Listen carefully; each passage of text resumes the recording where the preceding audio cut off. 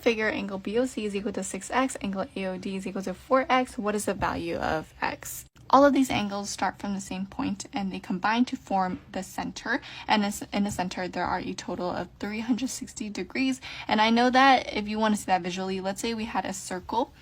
In a circle, there are a total of 360 degrees, and that's the center, so it's going to be 360.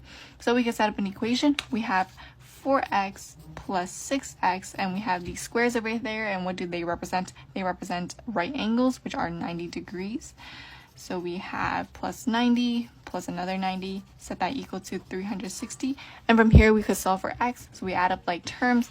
4x plus 6x is 10x. 90 plus 90 is 180, is equal to 360. And then we subtract 180 on both sides to get x alone.